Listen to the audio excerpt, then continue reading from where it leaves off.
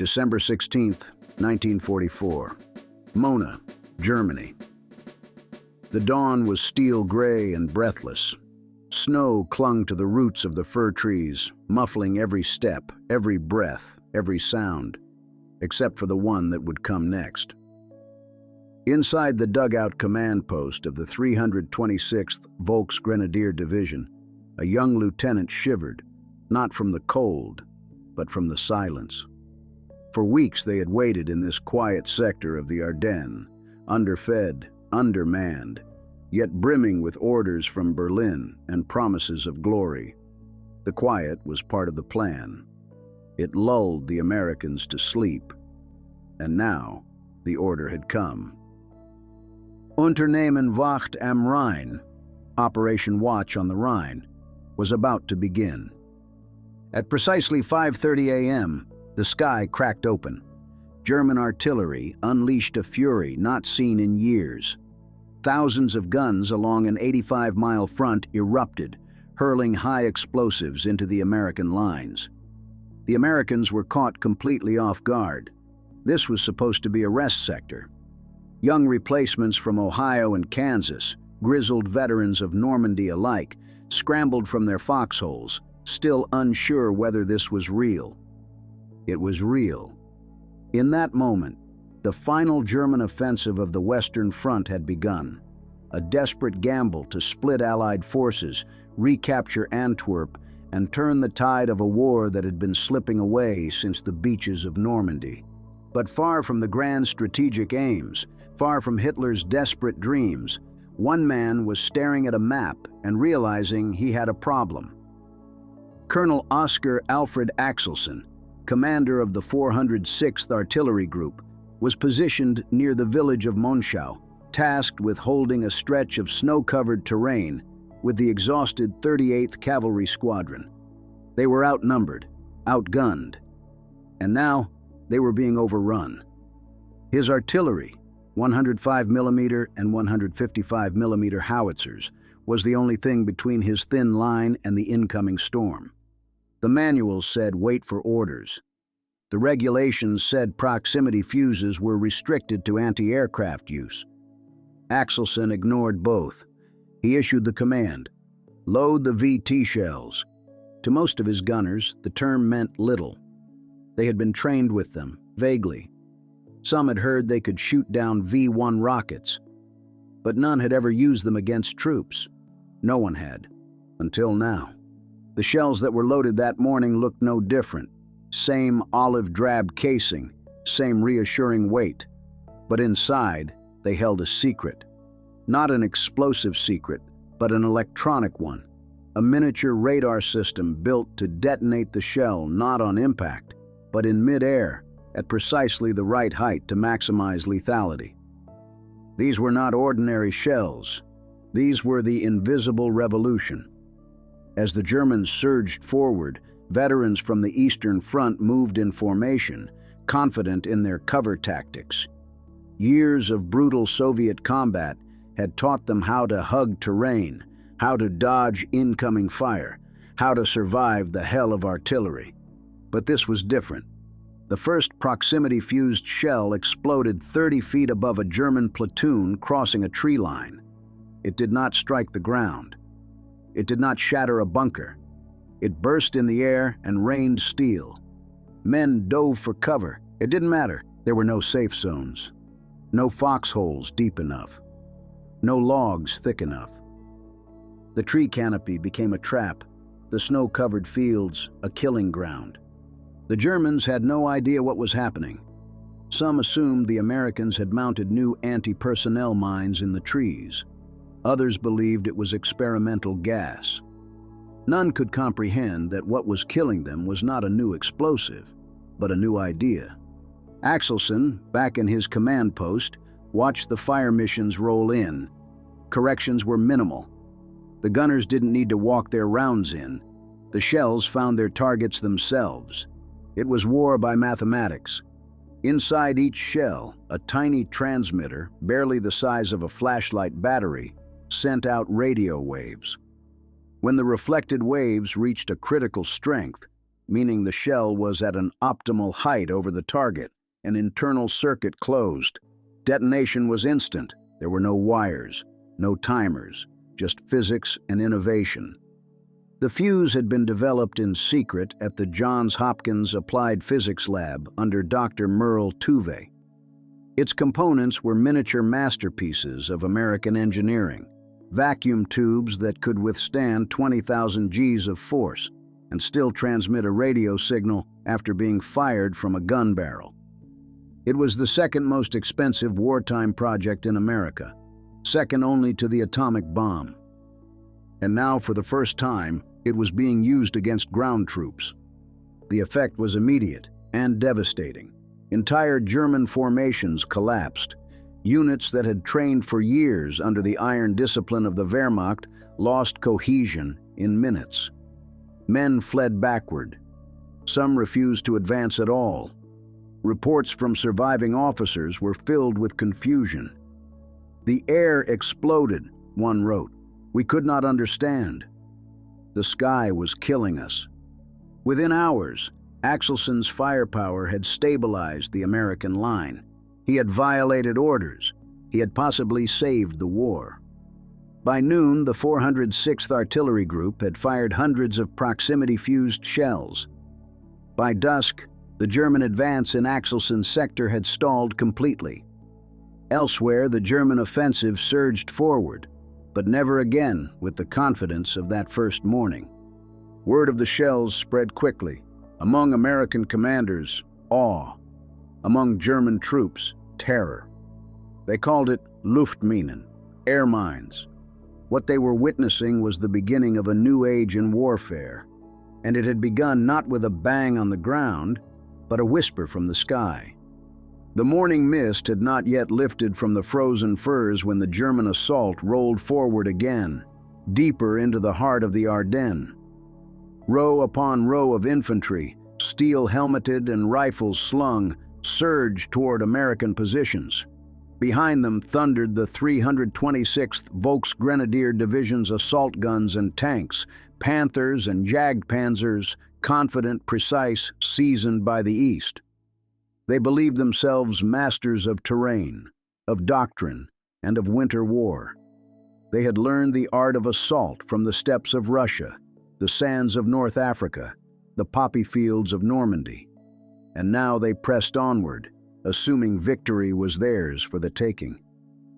Colonel Axelson, high above the valley, watched the movements on the map board, his chin pressed between two fingers. The tiny red markers on his grid represented the enemy, advancing, organized veteran. But his artillery was different. The batteries, though fewer in number, carried a secret the Germans could not know.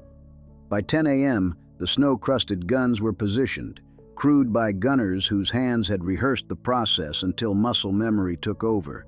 Chamber shell, lock breech, adjust elevation, dial in the fuse mode, VT, target grid forwarded by observer. The minutes between target acquisition and firing were measured in 3 heartbeats. When the first burst soared overhead, the German advance assumed it was a minefield of oversized shells. It was worse. At the tree line, German squads ducked into entrenchments and behind steel plates, expecting the usual impacts: craters, dust plumes, ground bursts. Instead, the sky opened. Above them, invisible shells detonated at optimal height. Metal fragments rained downward, slicing through helmets, shredding jackets, breaking arms and legs in mid-stride. Bark rained with splinters, trees exploded outward in a fracture of timber and ice, and foxholes filled with twisted bodies. The German doctrine of cover collapsed in seconds. In the white hush of the Ardennes morning, the survivors froze. They lost cohesion. They called for fire and move. Their tanks moved forward. No radio calls came. A Panther tank commander searched his horizon for signals from platoon leaders. None arrived. The tanks advanced in silence. The crews cut off. They did not know the secret burying them in snow and silence. From the American side, Axelson's fire missions were precise, relentless. The American forward observer, perched behind a small knoll and sipping from his flask, radioed calmly. Battery C, fire mission grid 59H, target troops in open, VT mode, fire. The guns replied, 8 rounds, burst at 35 feet, repeat. Across the ridge, the German infantry broke, their forward momentum stalled. On the phone with his battalion commander, Axelson reported, "Advance has been checked. Enemy casualties unknown, but they're stopped. Recommend follow-up fire mission grid 60J, ammunition permitting." Elsewhere, Colonel Axelson's success began to ripple across the Ardennes. Word traveled in encrypted channels, artillery guns firing at height, with fragment patterns previously reserved for anti-aircraft fire. German signals intelligence intercepted bursts of radio chatter. The Americans used VT mode shells. They could not decode the meaning.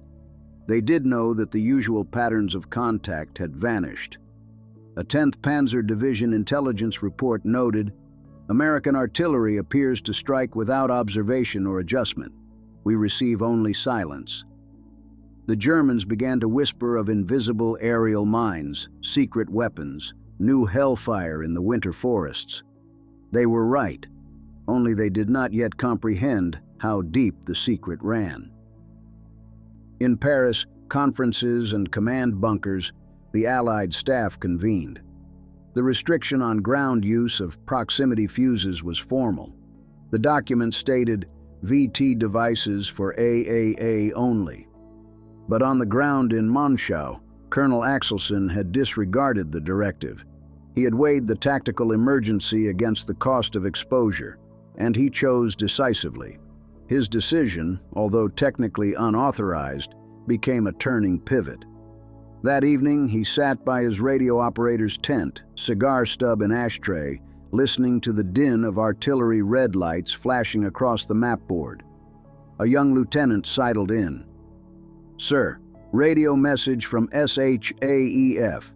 Your results are noted. Formal approval pending." Axelson nodded slowly.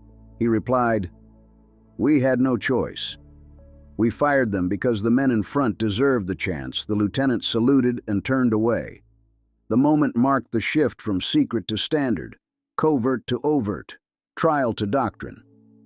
From that day forward, American artillery units received instructions: load VT when engaging advancing infantry and formations in open or lightly covered terrain. Stockpiles moved. Batteries across the Bulge were refitted. By December 21st, fuses once reserved for air defense were freely distributed across ground-use artillery battalions. The march of supply, production, and deployment matched the speed of the battlefield. Rail cars, trucks, storage depots, all turned to flow these shells to every gun facing the German spear. The Germans, meanwhile, scrambled. Technical experts analyzed captured shells, but the design eluded them. They found vacuum tube assemblies, bouncing battery systems, mini radar sensors. Their engineers dismissed the findings as impossible. They lacked the industrial base to replicate it.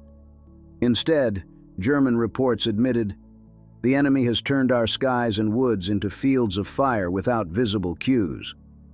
For a high command that worshipped technological mastery, blitzkrieg, Tiger tanks, V2 rockets, this failure to grasp the invisible weapons stung. As night fell over the Ardennes, the frozen trees stood still. But the battlefield had shifted forever. The Americans had not only held, they had reversed. German thrusts now stalled. Their timetable slipped. Hitler's gamble faltered. The role of the fuse was not just destructive, it was psychological. Soldiers who expected to press forward found themselves pinned down. When they were told they'd cross open fields before dawn, some simply refused. They did not know the weapon, they feared it. And in the silence behind the lines, the men of the 406th heard it too. The death of doctrine, the breakdown of momentum, the crack in what had seemed invincible. For the veterans who pressed the levers and tripped the trigger, and to the families who waited, The significance would prove to be more than a single battle. The bullet points of artillery and strategy would fade in memory, but the whisper of that airborne fuse, the signal, the decision, the radio-silent strike would echo for generations.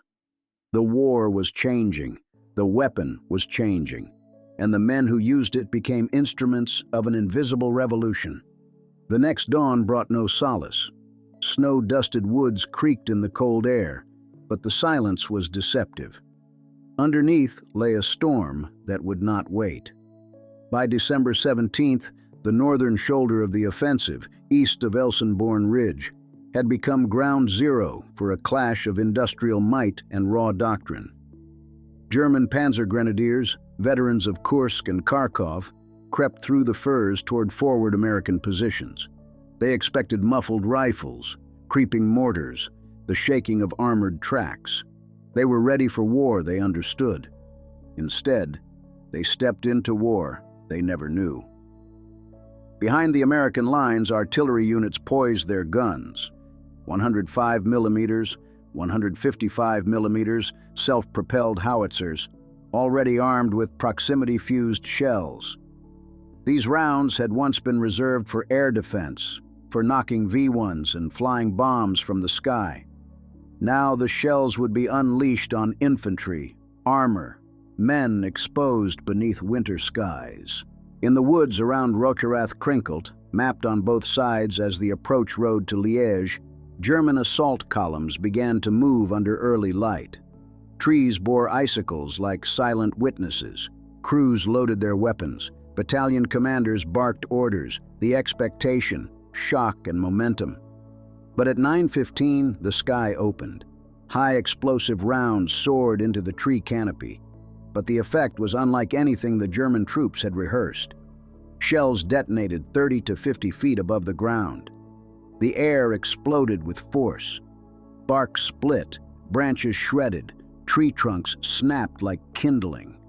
Fragments rained downward, foxholes filled with twisted bodies.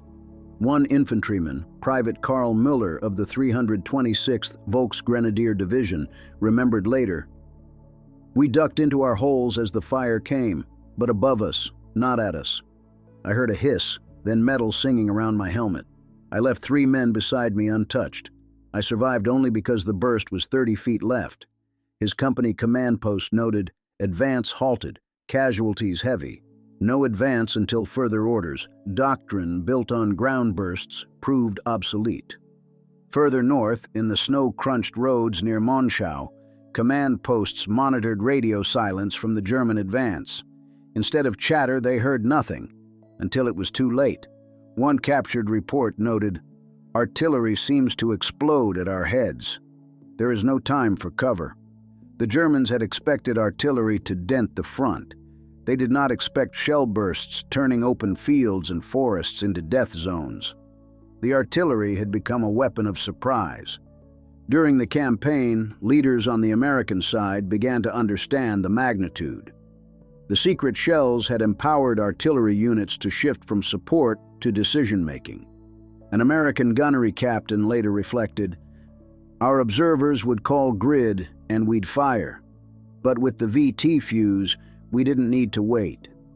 The burst height selected itself. The delay that German doctrine assumed had evaporated." The German leadership, in contrast, faced confusion. Technical sections in the 10th Panzer Division noted that captured fuses had components they believed impossible. They reported vacuum tube assemblies and miniature electronics in shells. They concluded the enemy must have some secret radar mine. They did not adjust tactics. They could not. Their doctrine demanded aggressive assault. Their tanks rolled forward without knowing that overhead they were being shredded before even the guns fired. At Bastogne, this lethal airburst pattern reached its apogee. The 101st Airborne Division, encircled and outnumbered, had been counting on artillery to hold the perimeter.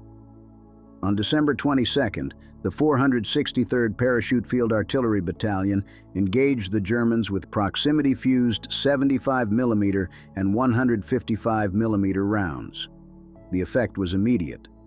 Entire units of Germans advanced into kill zones created by the shells.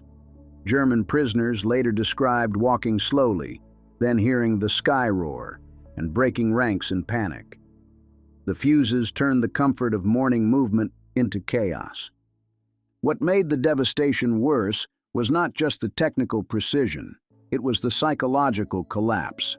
German soldiers trained for hardship, for winter forests, for mines and ambushes. They had never trained for the airburst above them. Helmets offered no help. Foxholes under tree roots gave no refuge. Cabins in the woods collapsed inward when trees exploded around them. German officers admitted defeat.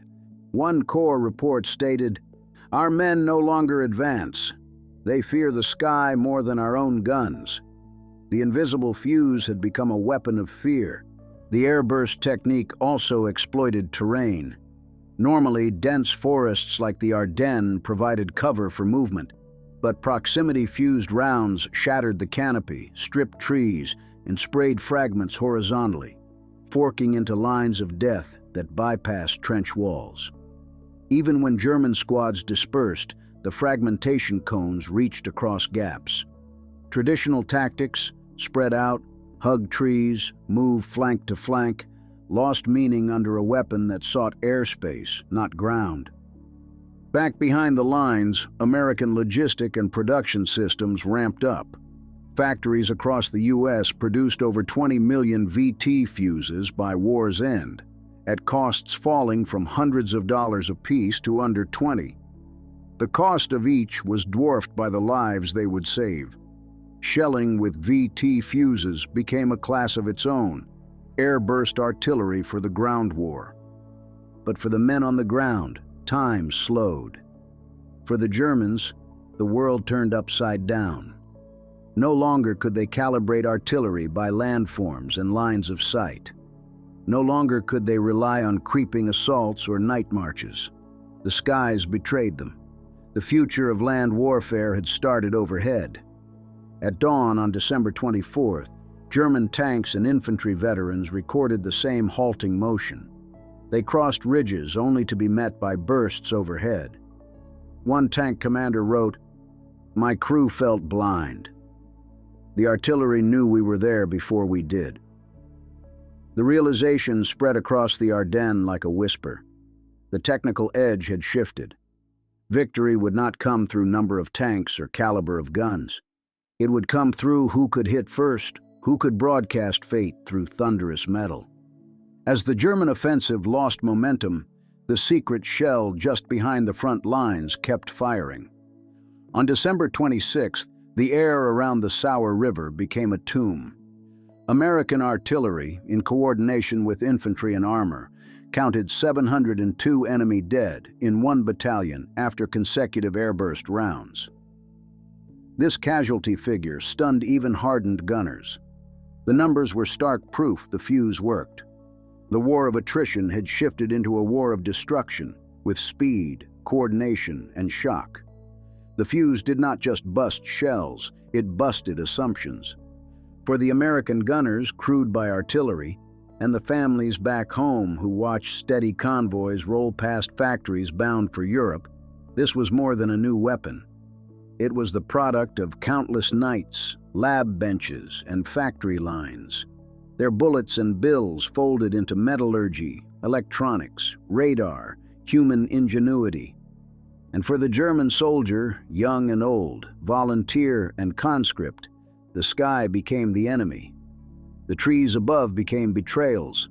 The instant that fuse burst overhead was not just explosion, it was revelation. They were no longer fighting a familiar war. They were fighting the future. The forest at dawn was a cage of pale trunks and frozen branches, and the men who moved through it sensed something had changed. On December 20th, 1944, deep in the cold woods east of Monschau, the assault formations of the German 6th Corps met a defiance they did not recognize. They had scrambled out of their winter camps, moved forward under the fog and snow, confident in their doctrine and experience. They had fought across Russia, across Italy, through the hedgerows of Normandy. They knew war. But this morning, war looked different. The American artillery units behind the lines kept their eyes on the radios, not on sighting devices. The gunners heard the voices of forward observers. Then numbers fell over the net: grids, elevations, fuse selector, VT. By now, the fuses were no longer experimental. They were becoming standard in the ground war. Each battery trained for it, each crew prepared. The ammunition trucks had delivered the new shells a few days earlier. The launcher crews knew the drill. When the order came, the guns spoke. Heavy howitzer pedestals creaked, steel breeches locked, rounds slammed home. The German advance column dipped behind the ragged timber. Snow crunched under boots. The leaders urged the men on. Then another explosion, not in front of them, but above them. The treetops answered with shattered bark. Splinters flew. Men froze. In one moment, one assault company lost its way. They were emerging from the forest line into a clearing, ready to cross toward an objective. Instead, the air erupted. The first shell detonated above the column. The fragment cloud struck before the next wave could swing into motion. Down went 3 men, helmets missing, rifles bent, eyes blank. The squad leader coughed, looked at the rifle in his hands as though surprised. The rest scattered into the woods. The formation dissolved. One veteran German officer later wrote, "I felt my lungs fill with fire when that burst opened overhead. I didn't know where to look, ground, sky, or trees. What had looked safe became unsafe. The doctrine of cover behind trees, of using the depth of forest to advance, collapsed like a brittle twig." As the morning wore on, the effects multiplied. American batteries coordinated with infantry and armor. A British-American liaison walked the line of the 101st Airborne at Bastogne and noted the constant thunder from the hills. He scribbled in his notebook, "The artillery seems to reach where the airplanes cannot." German troops who attempted open advances found themselves under a new form of fire, mid-air bursts, above them, around them, impossible to fight or ignore. The psychological shock was immediate. The Germans had expected to charge, to fight close, to overwhelm. Instead, they found the forest untrustworthy and the snow too quiet.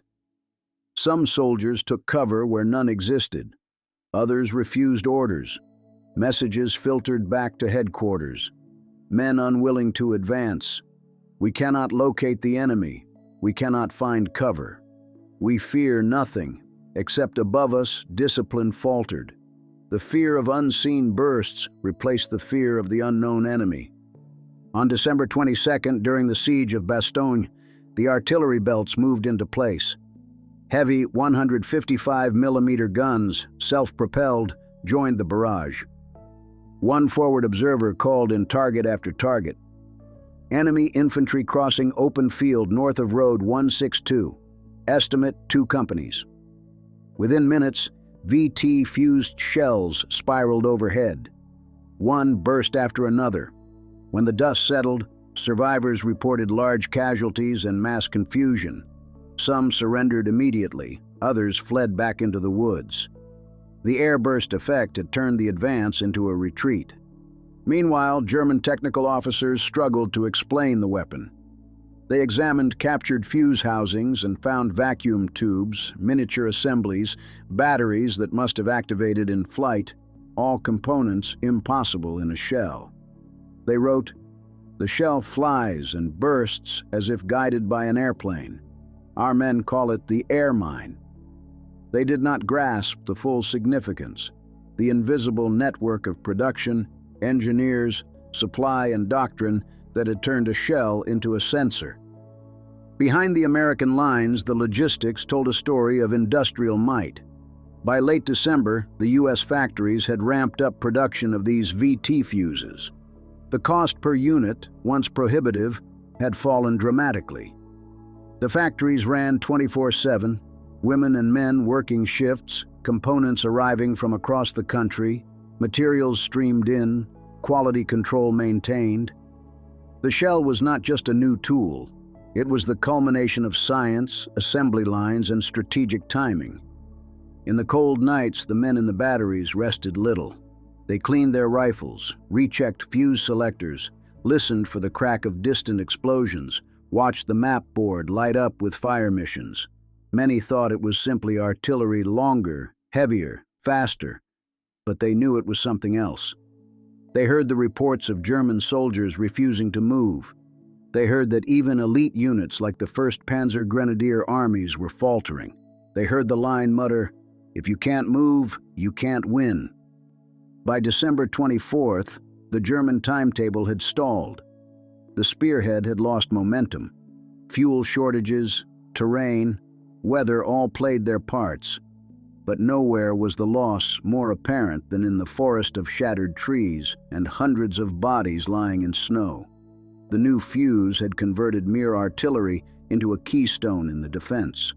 The Allied armies, mid-offensive only days earlier, now held the line they had been expected to lose. On Christmas Eve, the American infantry watched the snow drift while artillery batteries fired bursts overhead. Some soldiers sought quiet in their foxholes. Others simply stared upward at the dark treetops, listening. A cook brought hot coffee to a forward gun crew. One young private said to the veteran sergeant, "Do they know what caused this?" The sergeant shook his head. "They'll find out soon enough." As the German formations withdrew, their commanders reviewed the losses. Whole companies had vanished. Officers asked, "What weapons did we face?" When told simply, "artillery," many looked away. Some murmured that war itself had shifted. The fuse had done more than kill. It had changed the battlefield. For the families back home, reading letters from sons in the Ardennes, none of this appeared on the page. They told of cold, hunger, fatigue, but not of the mid-air explosions, the shattered trees, the men who fell before they could fire a shot.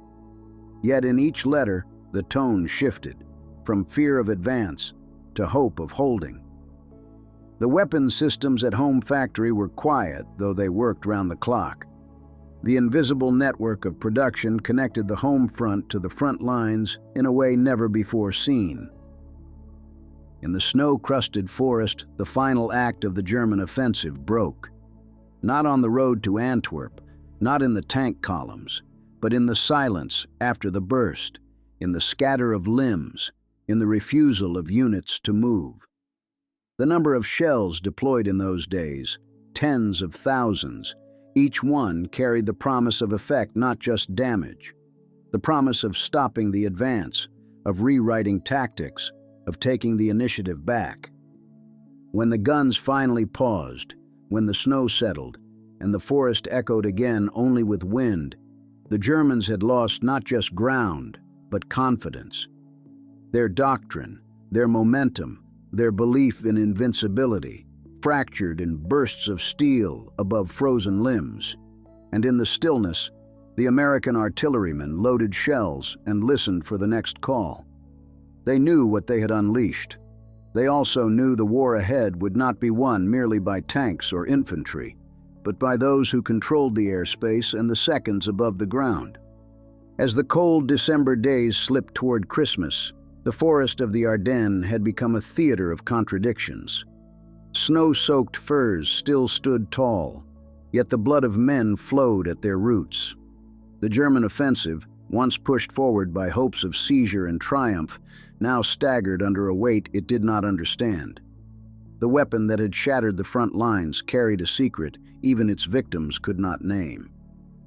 In the midst of this, the American artillerymen, dirty, tired, often young, knew only one truth: fire missions were coming faster. One gun crew member later recalled the rhythm: grid call, fuse mode, VT, fire. Less than a minute passed between target and explosion. The usual plumbing of artillery, walking rounds, adjusting, correcting, was gone. What remained was near instant destruction delivered from above. The German formations never saw the logic, they only felt the result. On December 25th, The bitter irony of that winter's war became stark. German soldiers, many drawn from hardened Eastern fighting units, massed for what they hoped would be a renewed push.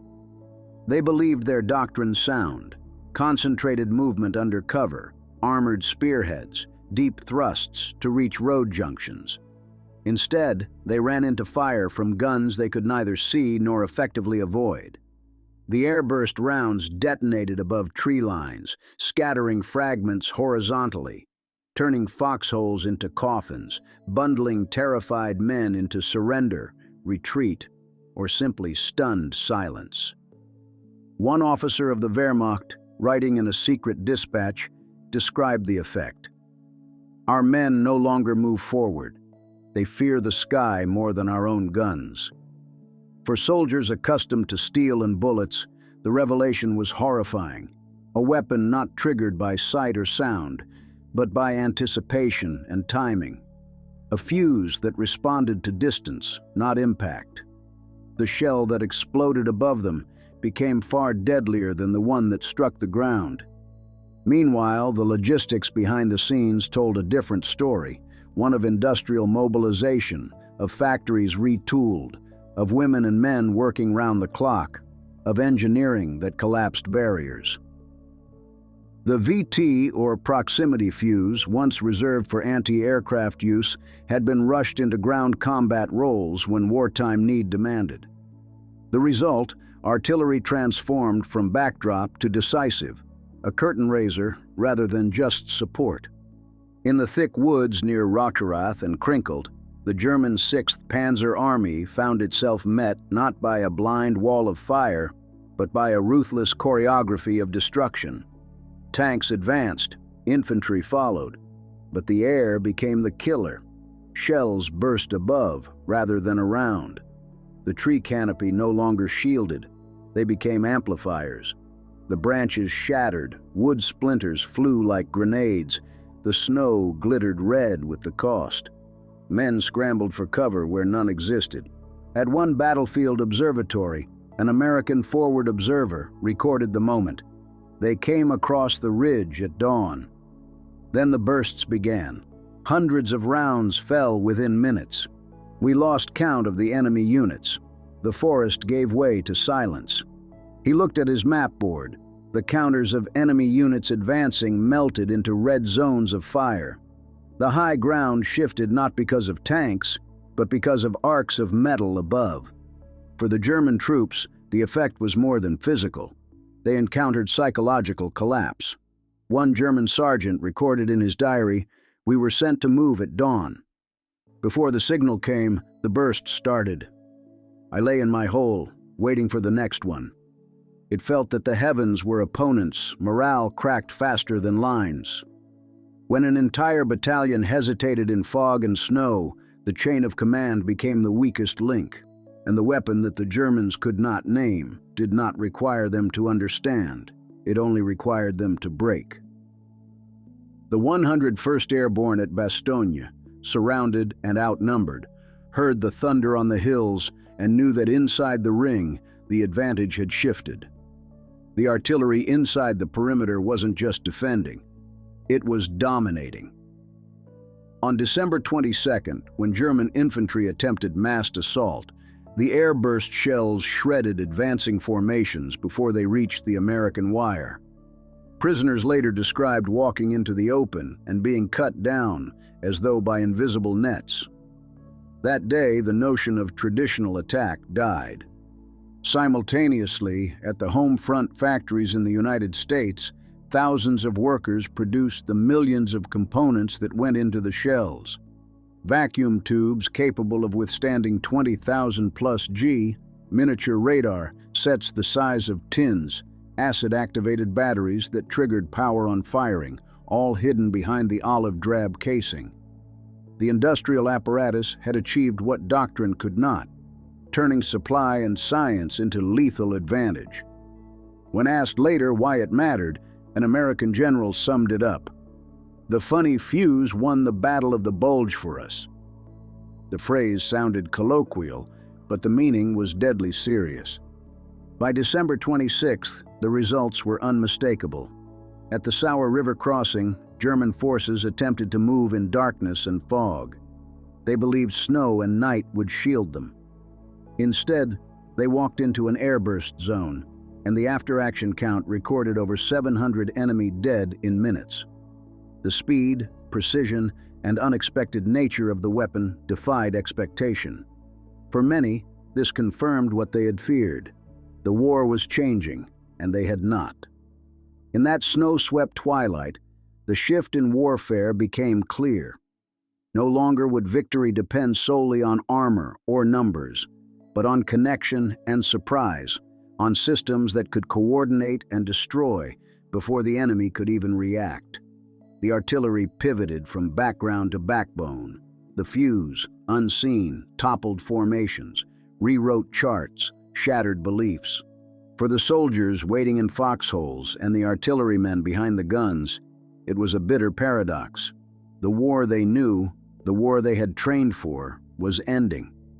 The terrain, the weaponry, the timing, everything they expected and everything they did not, met in that frozen forest, and the side that learned, adapted, and innovated would endure. Families back home read letters of cold, burden, and waiting. They did not read of mid-air bursts or shattered forests, but their reality was part of it. Factories humming, convoys rolling, shipyards turning materials into mechanisms of change. Their children fought not just for ground, but for the technologies that turned ground into time and space into ammunition. In every radio operator's voice, in every gun crew's command, the home front and front line fused. As the German advance faltered, as tanks backed up into snow-covered roads, as leaders watched plans unravel, the proximate fuse had done more than kill. It had crowned innovation and prevented destruction. The Ardennes offensive, Hitler's last gamble, collapsed not with thunderous collapse of tanks alone, but with the quiet snap of a fuse, the hiss of a shell, the shatter of a forest. For veterans who lived it, and for families who remember it, the significance runs deeper than battles or medals. It is the story of ingenuity turned into defense, of sacrifice beyond trench and tank, of a future born in a moment of crisis. These men did not just win a battle, they unlocked a new way of war. The forest fell silent, the snow drifted again, and the Ardennes lay broken behind the guns that never quit, shells that never wait, fuses that changed war forever. The guns have long since grown still. The trees that once cracked under air bursts have fallen silent. The snow has melted, the forests rest. But for those who were there, the echoes remain. For the veterans who heard the blast above their heads, for the families who waited for the train, for the generations who study maps and medals. This is the moment that matters. In the winter of 1944-45, deep in the Ardennes, the war changed. Not because a tank fired the defining shot, not because a soldier charged the ridge, but because a shell learned to fly differently. It learned to listen. It learned to detonate, not at impact, but at a height where the enemy believed themselves safe. It turned cover into death trap, silence into signal, snow into a graveyard. When German formations paused in confusion, American artillery did not. The network of observers, gunners, fuses, and factories held together the line. This moment, this winter, taught us that war is not just a meeting of armies. It is a meeting of knowledge, of connection, of the invisible. To you, the veterans who froze in foxholes, who crouched beneath branches you trusted, who felt the explosion above when nothing should have been above, you carried more than your rifle. You carried the weight of surprise, of invention, of technology you may never have seen but always felt. You are the ones who heard the fuse whisper its code, the shell answer its call, the forest crack beneath its burden. We honor you. To the families who watched the convoys leave, the factories hum, The charts drawn, the maps stuffed into the wartime press. You sustained the war of ideas, of tabs and wires, of engineering and guts. You sent more than men and materials. You sent belief. And when the Ardennes burst, when the trees shattered overhead and the lines broke, your work answered. We honor you. To historians and learners, and every person reading this after the battles are over, understand the lesson. War may look visible, tanks, guns, infantry, but the edge lies hidden, in milliseconds, in circuits, in the gap between expectation and reality. The proximity fuse did what numbers couldn't. It turned defense into dominance, turned the sky into a weapon, turned the future from possibility into fact. And from that winter forest, the world learned connection, coordination, cleverness can shatter armored fists. The shell that detonated above them taught us this truth. So if you found value in this story, if it moved you, if it forced you to pause and imagine that frozen morning and the crack above your head, take action. Like this video. Comment with your story or your family's story of hidden innovations in war. Subscribe to keep these legacies alive. Share this with a veteran, a relative, a student of history, so the ripple of that winter, that secret fuse, does not fade into silence. Because time may pass, histories may fade, tanks rust, battles become footnotes. But what remains is the voice of those who fought connected, the families who labored unseen, the spark of innovation that changed how war is fought. The Ardennes is behind us. The trees are still, but the fuse still speaks.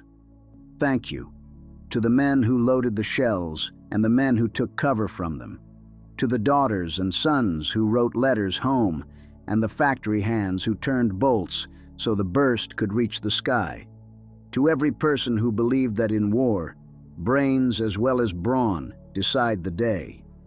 We will remember, we will honor, we will carry forward the message. Victory goes not only to the strong, but to the connected. The shell detonated overhead is now part of your legacy. The war changed forever